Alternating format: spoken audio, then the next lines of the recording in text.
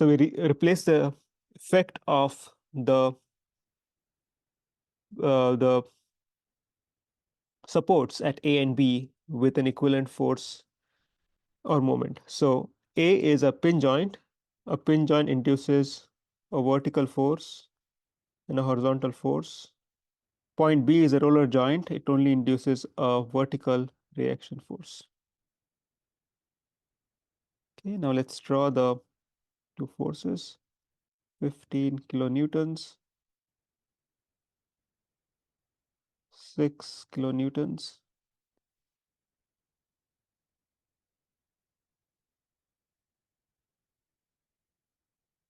And then the distance. This is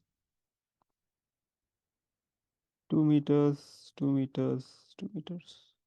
Okay, so that's our free body diagram.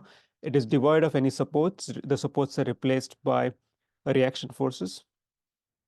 Next, we assign a coordinate frame here. Let's assume that upwards is y, horizontal is x. This, by the way, is the origin. Yes, that's the second step. The third step is to compute the reaction forces using equations of equilibrium. There are three equations. First, let's write the net force in the x direction equals 0. So the only force is HA, and that should be 0. Next, we have force in the y direction is 0. So our convention here is by using this coordinate frame. So upwards is positive y. So VA is in the upward direction. That's positive. 15 kilonewtons is downwards. 6 kilonewton is downwards, so it's negative. And then VB is upward, so it's positive. So all that summed up is equal to 0. Now that equation has two unknowns, VA and VB, and we cannot solve two unknowns with one equation. So we need a third equation. So the third equation is the moment about any point is equal to 0. Now to make our life easy, I would recommend choosing this point to be either A or B, because by putting that point as A or B, we effectively eliminate the effect of that force, because the moment of that force at that point, which we chose to be the point about which the moment should be equal to 0. So let's just choose, I'll just randomly choose A, but you can also choose B. By the way, you could also choose some other point. It will just work just fine. It'll be more math, but it'll work.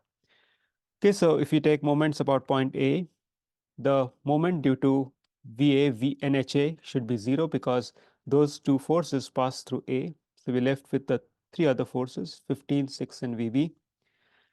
Let's start with the 15 kilonewton force. So the 15 kilonewton force is acting at a distance of 2 meters from A.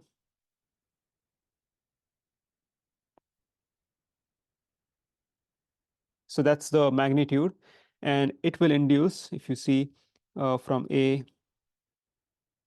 that force will induce a 15 times 2 moment, but that will be in the clockwise direction. So our convention is clockwise is negative. So I put a negative sign.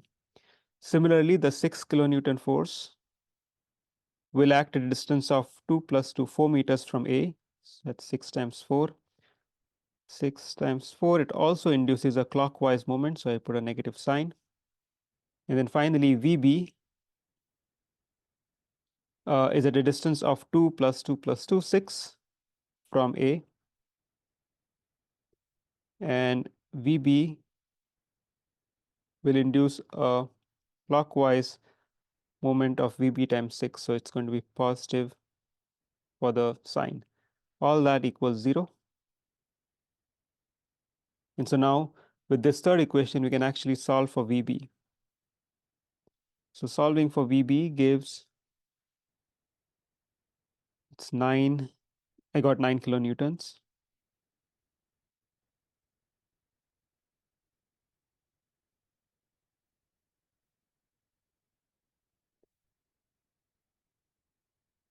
And then we can sub in the value for VB in the second equation. Let's call this, let's say 1, 2,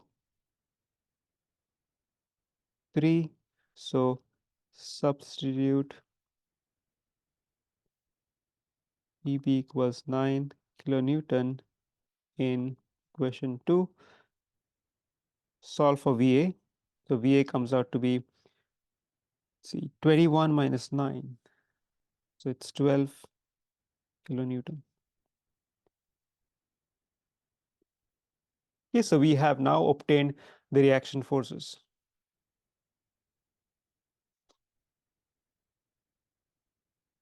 Okay, the next step is to do the bending moment and shear force diagram. So this is something which is new.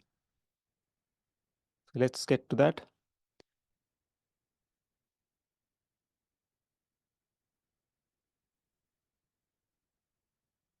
Okay, so here is the beam.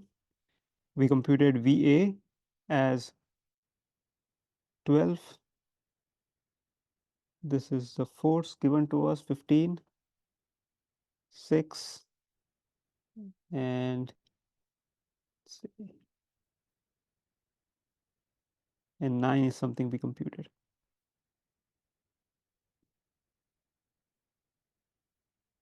Okay, now when we are drawing the shear force diagram, so this is for V as a function of X, what we do is we have two options: start from the left, move to the right, or start from the right, move to the left. We decided that we just go to start, we just follow left to right. The convention we'll be using is actually right here. When we go from left to right, downward force is positive, that is for V, and then counterclockwise moment M is positive. So we'll follow this convention, we'll always go from left to right. Okay, so what needs to be done here is every time there's a change in the load, we'll have to sort of reanalyze and redraw the image. What I'm saying will just be clear in a moment. So we have a force of 12 Newton acting upwards. So we start drawing the beam, but we stop short of reaching the 15 Newton force. That's because that 15 kilonewton force would change the reaction force. So we'll draw sort of a, so to say, a free body diagram with a cut somewhere between 12 and 15. So I'll show V, and the reason I'm showing V downwards is our convention is downwards is positive. Okay, so basically the way this goes is this will help us to draw the free body diagram all the way from 0 to 2 meters. So this is 2, this is 2, this is 2.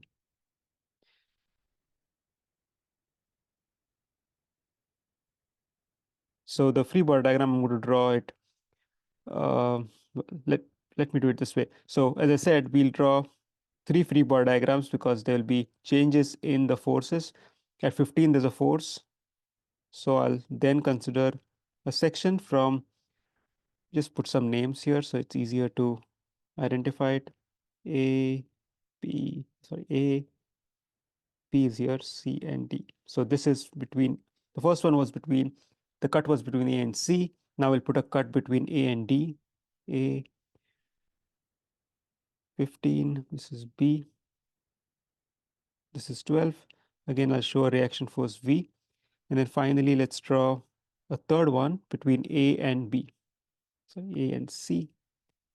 Then this is A, this is 12, this is 15, this is 6, and then V is our unknown.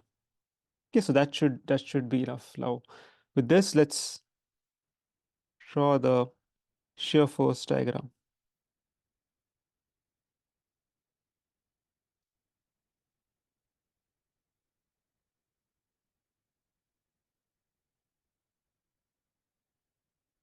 Okay, so for the first one, the first sort of free body diagram, we can write an equation for equilibrium. Remember that downwards is positive, so I put plus V. Upwards is negative, so minus 12 equals 0, which means that the force or shear force here, V is equal to 12 for any way between A and C. So that can be drawn on this diagram. So let's say this is 12, we'll go for 12 up to point B. Sorry, up to point C. This is A, this is C. We stop there. Next, we look at the second free body diagram. We have V is downwards, 12 is upward, so it's negative, 15 is downward, so it's positive, all that equals 0. So V equals 15 minus 12 is 3, so it's going to be minus 3. So here, continuing this, we'll go down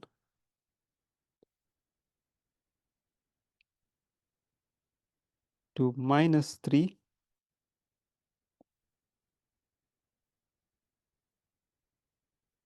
And then keep going all the way till we reach this point D. Okay, now beyond D, we have this third free body diagram. We have again 12 is upward negative, 15 is downwards positive, 6 is downwards positive, V is downwards positive equals 0. So V equals 21 minus 12, so that should be 9 with a negative sign. So then at D, force will drop down. It will be minus 9. We'll keep going there till we reach B, in which place you have the 9 kilonewtons acting upwards. So that 9 kilonewtons upwards with the 9 kilonewtons downwards will match up and give you back to 0 at B. So this is our uh, Px diagram or shear force diagram. Okay, so when you do this, you have to clearly indicate which points are which. Um, okay, and that's about it. Now with this, let's move on to the bending moment diagram, which is m as a function of x.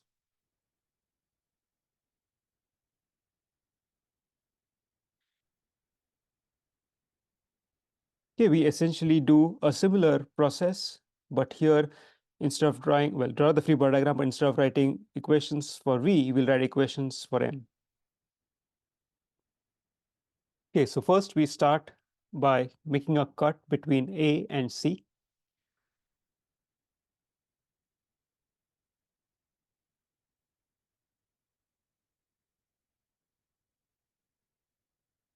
Just like we had V from the left hand side, here we'll have an M. And remember, our convention is counterclockwise, M is positive. Always we'll measure the distance from, well, in this case, the 0 is on the left side. So this is 0, 0. So when we look at the distance, it's always going to be x from the left. So let's say that's the distance x. And remember that this distance x is supposed to be somewhere between 0, a, and c. So it'll be between 0 and 2.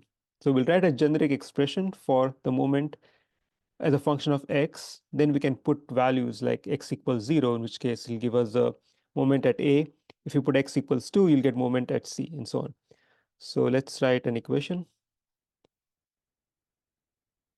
Okay, so this is always taking the moments about this point, m about this point. So if you take the moment about this point, we'll have 12 times x, okay, and 12 times x will induce a moment which I've shown as to be in the clockwise direction. Clockwise is negative, and then m induces a counterclockwise, and counterclockwise positive. So that equals 0. So m equals 12x. So that's the equation we were after. Now we can, what we'll do is, let's just do this for all the three free body diagrams. That will give us three equations, and then we can use those to figure out what the mx diagram would look like. So next I'm drawing a free body diagram for the beam between the section A and D.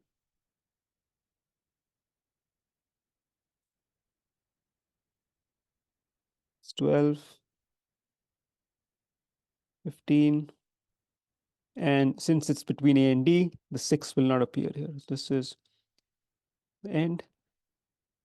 Let me put some, let me put the unknown moment m. Then we take moment about this point.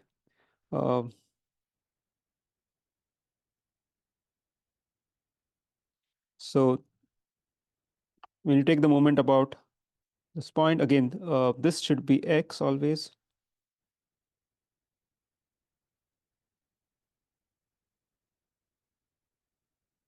Okay. And then we know that this distance is 2. We'll need that. Okay, so with that, we can start writing the moment equation. So if you take moment about the point between A and D, then we have 12 times x. So that would induce a moment in the clockwise direction. So that will be negative. Then we have this force 15. It's at a distance of x minus 2. So that's the moment. But the way this 15 is, it's going to induce a counterclockwise movement. If you think of holding this beam at the point I've indicated here on the right, then the 15 kilonewton will actually sort of serve to rotate the beam in the counterclockwise direction. That would be positive because it's counterclockwise. And then finally we have m, which is acting counterclockwise, and that is positive. So all this equals 0. So now based on this equation, we can write an equation for m. Okay, so it comes out to be, let's see, so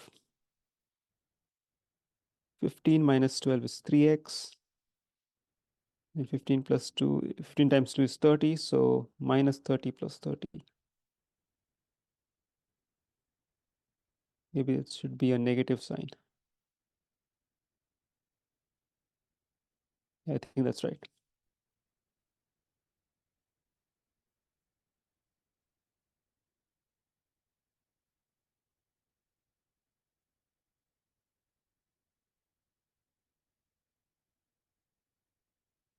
Okay, finally, let's draw a free body diagram of the beam between by cutting it between point A, between D and B. So here is the diagram. A is here. That's 12. At C we have 15. D we have 6, and that's where the cut was. So let's now put some distances. This is 2 meters. This is 2. This whole thing will be x. M is the unknown. And now we can start writing the moment about the point we chose, the cut we chose between D and B. So we have M, we'll start with 12 rather. 12 times x. Again, this will induce a clockwise moment, so negative. The 15 acts at a distance of x minus 2 and will induce a counterclockwise moment, so it's plus. The 6 x at a distance of x minus 2 plus 2, so 4. So x minus 4. It also, like 15, induces a counterclockwise moment. And then we have m, which is counterclockwise, so it should be plus m equals 0. And now we can write an equation for m.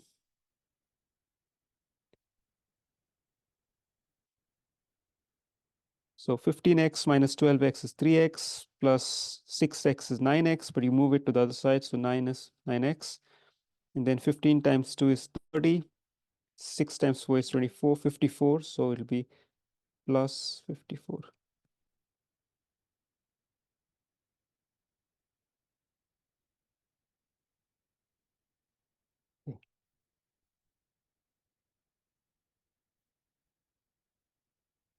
Okay, so the key equations for us are this one, this equation, and then this equation. All these three equations, the only things we need in order to draw the bending moment diagram. So let's draw the beam one last time. A, B. Here we'll have M against X. Bending moment could also be negative. Okay, so let's start inputting. Well, let's write C and D, and let's start inputting some values inside this equation. So we have M equals 12x. Okay, so when you put x equals 0, clearly the moment at A is 0. When we put x equals 2, that's point C, we would have m equals 12 times 2 is 24.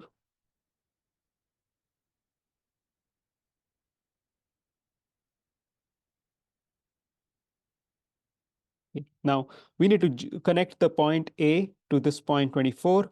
We see that m is 12x. It's basically a linear function of distance x. So there should be a straight line connecting 0 and 24.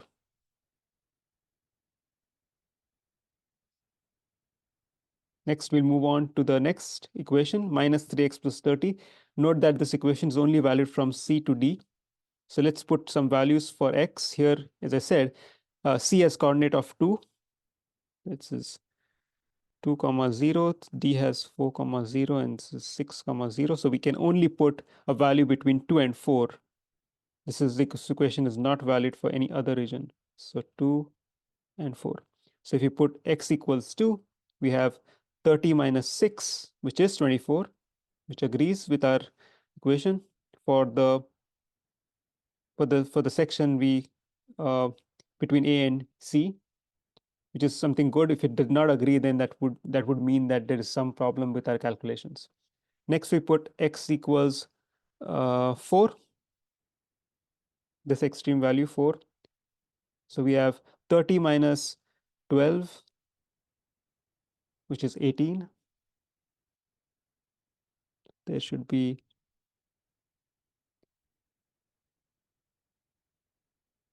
18.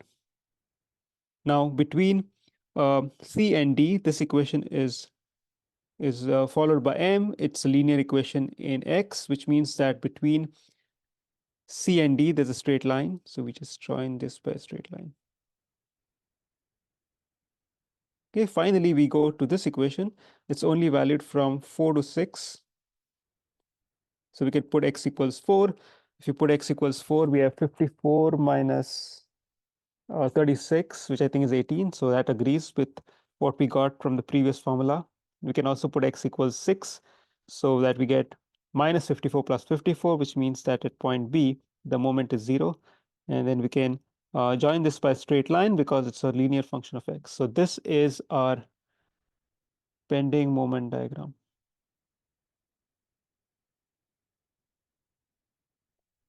Okay, you don't need to shade it. I just shaded it so that you can see the area under the curve, which is what is of interest many times. Okay, so that completes the solution to the problem of computing the shear force bending moment diagram.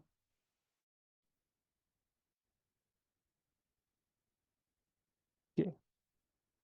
Let me know if you have any questions. Okay, so this new method is based on the formulas I wrote down earlier. The first formula is Q, which is the load intensity, is dV dx. And the other formula is V is dm dx. If Q is 0, in this problem which we solved, the Q or the distributed load was 0, in which case you'll have Q is 0, you'll have dV is 0, which means that V2 minus V1 is this is pretty much integrating this to give you V2 minus V1 is 0. Using this equation, we have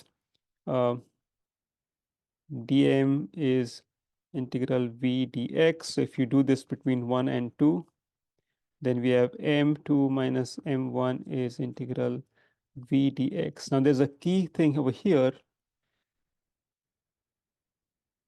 which something you might have seen before in other subjects. That is, this is nothing but area under the Vx curve between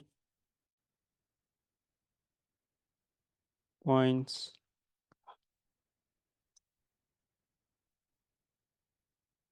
1 and 2. What that means is if you have the Vx curve, and let's say that it is let's put something kind of funky. If you have 2 points, 1 and 2, then this part, the shaded part in yellow, is nothing but integral v dx between 1 and 2. But that is also equal to m2 minus m1. This particular uh, observation actually will make it very easy to compute the moment, because the moment is just simply, all you do is look at the Vx diagram, compute the area under the curve, and use that to update the moment. So that will, so once you have Vx, it's easy to compute Mx. So first we need to use um, these equations to compute V, which is essentially the same as before.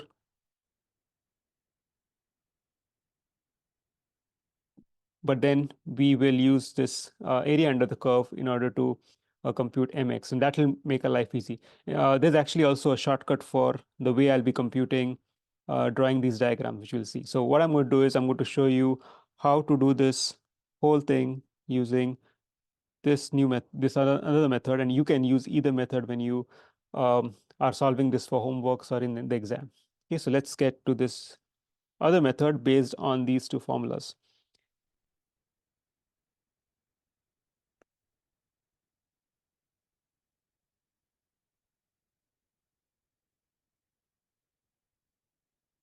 Okay, so let's get, so for these methods, you still have to, uh, well, I'll do it on the same page. So I'll divide the page, and then we'll draw the shear force diagram on one side and the bending moment diagram on the other one.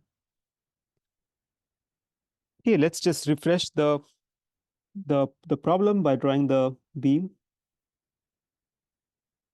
I'll show this with the reaction forces. So there's 12 kilonewtons, sorry, on the left.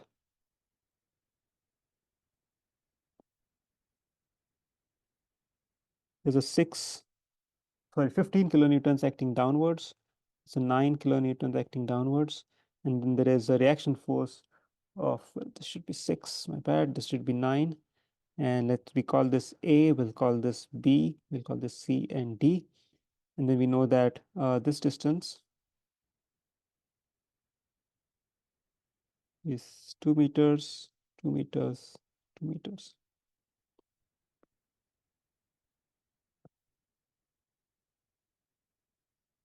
Okay, so what we are going to do is we're going to observe that if Q is 0, then the shear force is V2 minus V1 equals 0, which means V2 equals V2 equals V1. So for that, what we'll do is, in order to draw the diagram,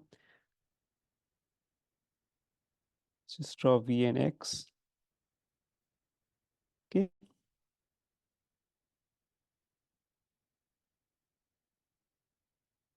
Okay, so we start from the left and move to the right. Okay, so the way this will go is uh, there's 12 getting upwards. That's 12. It'll remain, so between A and C, it remains 12. Now there's a 15 uh, kilonewton force acting downwards. So what we have to do is we need to do 12 minus 15. So we'll go down, minus 3. Between C and D, no other force acts. So we just keep going with minus 3. But at D, we hit with, well, this is C, this is A. We have another force, 6, acting downwards. That's 6, which is effectively minus 6. With minus 3 gives us minus 9. And then we keep going. Finally, we reach B, where there's a force upwards, which is plus 9. So minus 9 plus 9 will go to 0. So that's it. That's our free body diagram. So super easy. In this case, it was all straight lines, because between A and C, Q was 0. So the force really, the between A and C, you will see that the shear force doesn't change. This is basically this expression. It basically tells you that the shear force is constant between points at which the loads are not changing.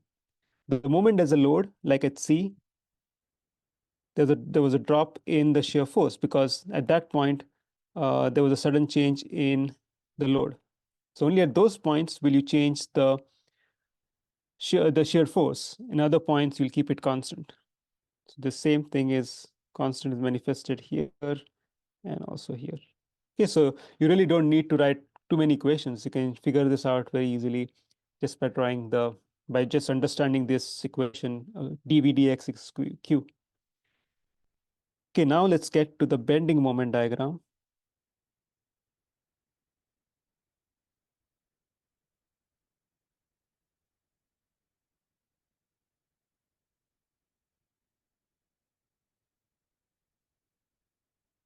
Okay. Now we made an observation that m2 minus m1 is 1 to 2 v dx, area under mx curve between 1 and 2. Sorry, vx curve between 1 and 2. Okay, which is basically the area over here. Okay, so we just get the bending moment diagram in a similar fashion. We don't have to do much uh, in terms of writing equations. We just get it graphically from the vx curve. Let's draw m, x, there's a, there's c, there's t, and there's b. And so we need to draw the right curve. So for that, we'll go with uh, this formula, area under the Vx curve. Okay, so let's compute the area, this area. Okay, so what's the area under the curve? It's basically a rectangle. Area under the curve is going to be the y coordinate times the x coordinate. So this is 2. So height times breadth, if you will. So this is, let me write it here, 12 times 2 is equal to 24.